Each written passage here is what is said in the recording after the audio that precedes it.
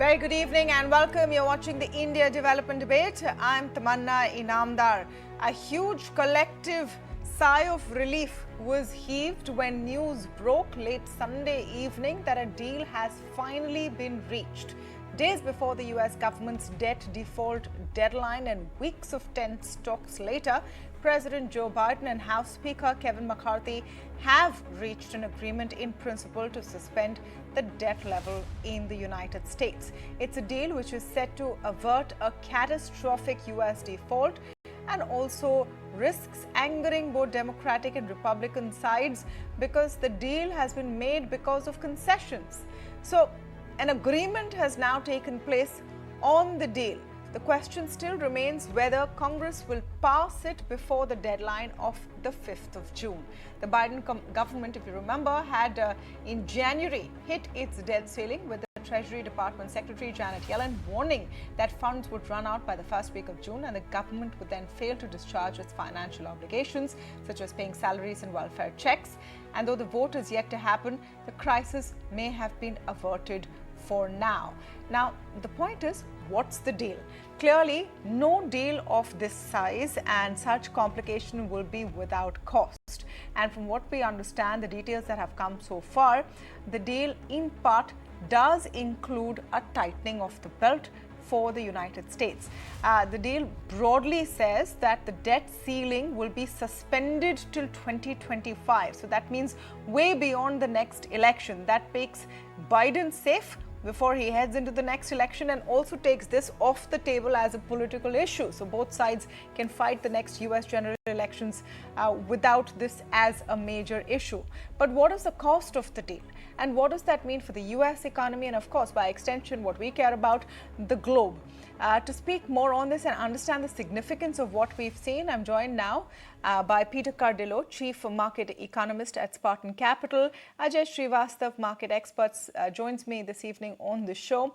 And I'm also speaking with Mahantesh Sabarad, Independent Market Expert. Welcome to all of you and thank you so much for speaking with us on the show this evening. Peter, let me begin with you. Since, we talked about this when there was a lot of strife, there was a question about whether a deal would have been reached and the consensus was, yes, they will reach a deal. This is a lot of pomp and show and anger and noise every time there is this kind of a fight. The question is it a good deal and which side has won? Well, yeah, the basic and the most important factor here is that a deal was reached. And I don't think the markets really were concerned about that that a deal would not be reached. Certainly I wasn't. And the question is, what did the Republicans and what did the Democrats had to give up? If I didn't read all of the concessions, but basically some of the ones that were a hard line for the Democrats was reached, and some of the hardline issues that the Republicans were looking for were not reached. So it's a compromise.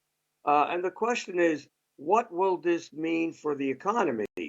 Um, I think there's no doubt in my mind that there might be a little bit of a political fighting in the next few days as whether or not the hard left and the hard right will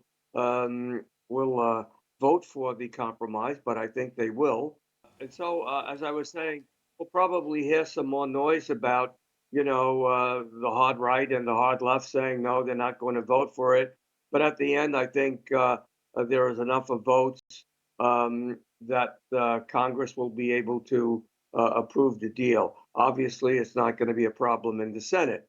And the reason why I say that is simply because of the fact that we have a very tight Republican majority in Congress. And so it will be easy to find some hardliners that will cave in and to avoid a disaster. But the disaster has been avoided. So we'll hear some noise in the next couple of days. But I think at the end, the deal will be signed. And of course, it's for 2 years. So for at least 2 more years, we won't have a debt crisis looming. Okay. So for 2 years, they're safe, but like I said, non-defense spends now have been capped and can increase only by a percentage in a couple of years. What does that mean? There is one estimate that I read that said it is going to be, a lack of spending of to the tune of $1 trillion. I want to get Ajay Srivastava in. Do you think that this is the relief that everyone was looking for, Ajay?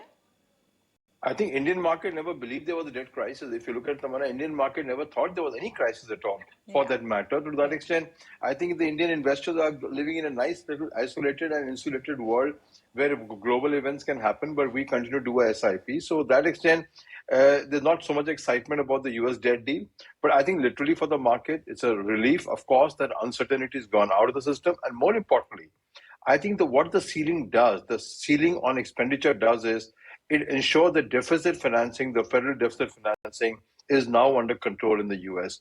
Now, US was the spear leader, absolute leader, cheerleader to spend money way beyond its means, flooding the market with dollars and spending. I think that's been one of the significant achievements of this, plus the fact that the taxes on the rich are not going up in the US as part of the deal, gets the economy and the stock market to be a lot more buoyant as it opens tomorrow, because today is a holiday.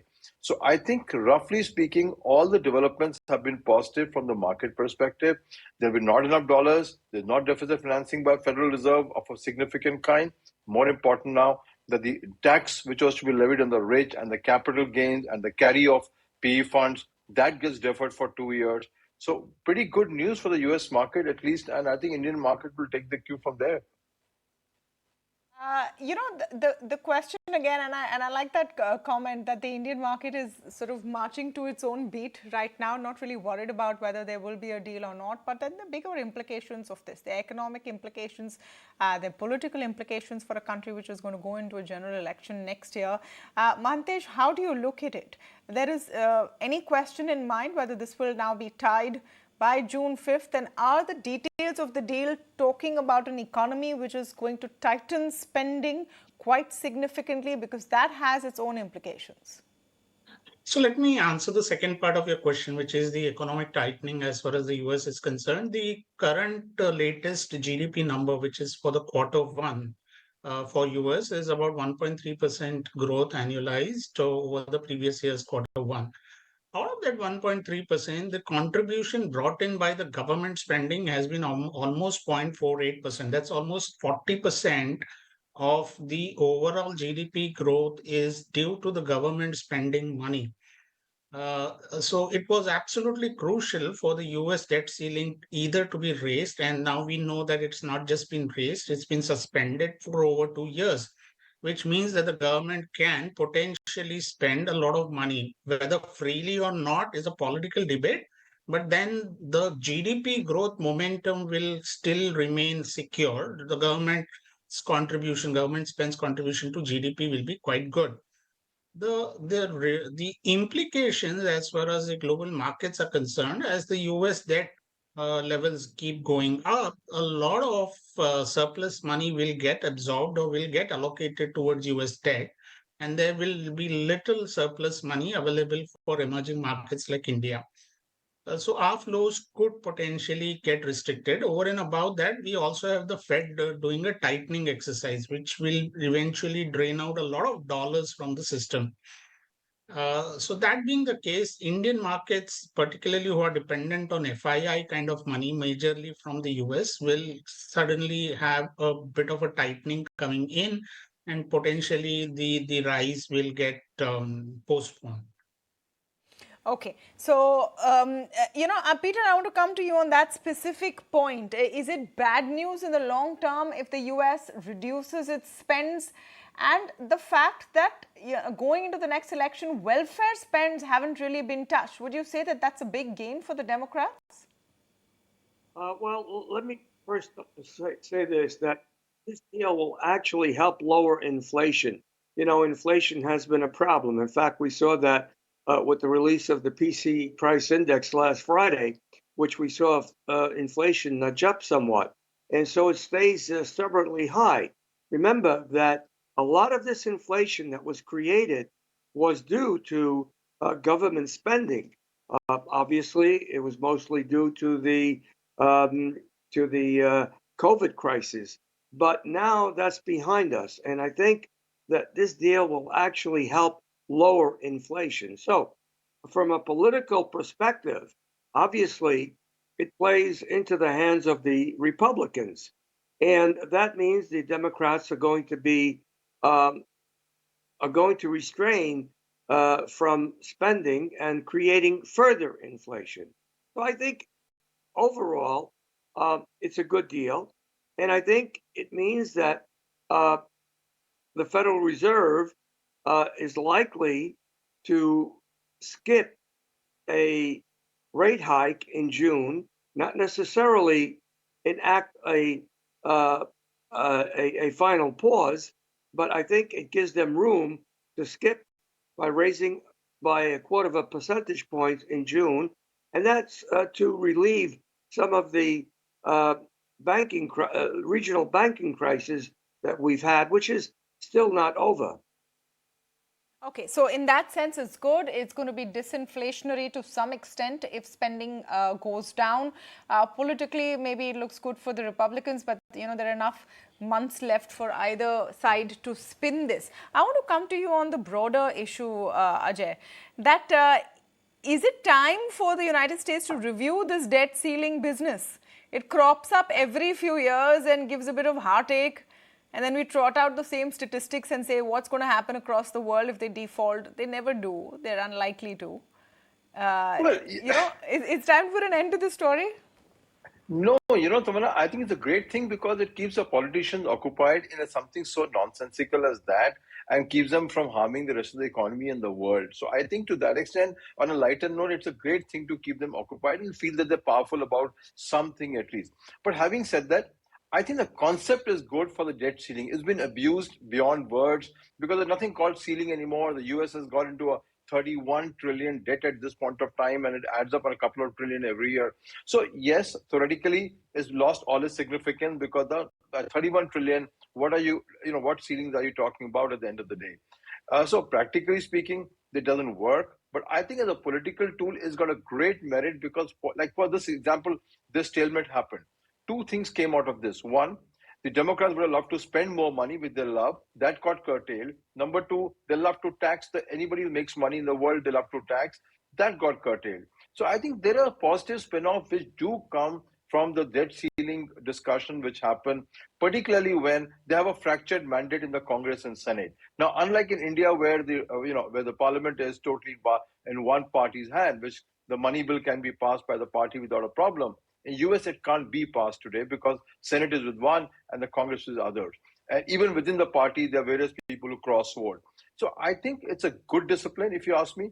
It gives a good opportunity for the people to come up and say, listen, this is extravagant. If the ruling party, the president wants to go bonkers, which sometimes they do, and you know that. So I would say it should remain there. If at worst, it keeps them occupied for nothing, but at best, it's a very strong tool to do things. What happened just now? You can't tax the rich unnecessarily. You cannot go and keep spending money for people who can work but don't want to work. I think it's a great thing. It should be there, and more, I wish more countries and should have such kind of debate which goes on how much companies can borrow. Some of that debate, Ajay, is that maybe India should talk about a debt ceiling. Countries need to at least have a conversation to put a sort of a cap to how much debt you get into. Absolutely, absolutely. And you've seen states have a ban. Today, states are well controlled in India, Tamanna. If you know the way the statute works, the government controls how much a state can borrow as per a formula. But for the union government, there is no formula for borrowing. So yes, I think it's a good idea to debate how much debt you can carry on and give it to the future generation. And unlike you end up like what's happened in the other parts of the world, where debt just overwhelms you. So I think it's a good idea. We should adopt it. But adoption can only happen if there's a plurality of in a parliament system like what's happened in the US. If supposing the Democrats had both Senate and the Congress, this debate wouldn't have happened. It would have been passed without a problem. The good part is that there were two different balances and therefore the debate could happen. So debate precludes the need of a political plurality, which if we don't have, then all these ceilings are pointless. Well, one would say that in a sense it's good to have a check and balance in any system, no matter how it shows itself at the end of the day. Well, it seems like a crisis has been averted for now. The fine print matters though, and the impact of it will still have to be known. There's also the little matter of actually passing that agreement in real terms, but the consensus view seems to be that that's just a matter of time and a formality. Thank you to all of you for joining us on the show this evening.